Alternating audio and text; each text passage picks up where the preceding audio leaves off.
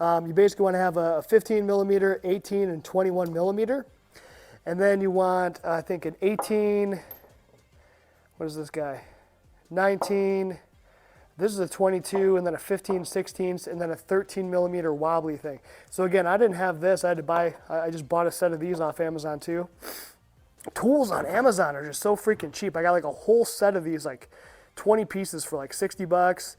And then this whole set, I got 16 of these things for, again, like 60 bucks. I mean, or maybe that was 100 bucks, but still, it's so cheap. I remember like 10, 20 years ago, that set would have been $500. You know, it was just insane. It says we need to have a little plastic tool, I think just to remove the ABS wire clips or whatever.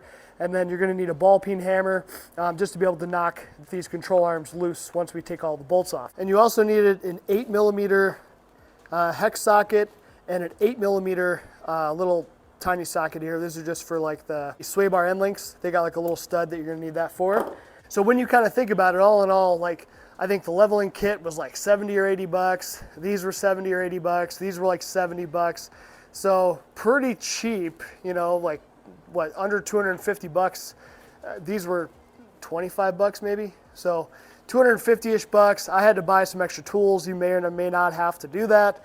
You know, you may not even really need these. I think these maybe just make it a little bit easier, but I bought them just because I've always wanted them anyway. Figured, hey, why not do it and, you know, make it easier on myself. All right, let's get one last look at this bad boy before we get our lift and wheels on. All right.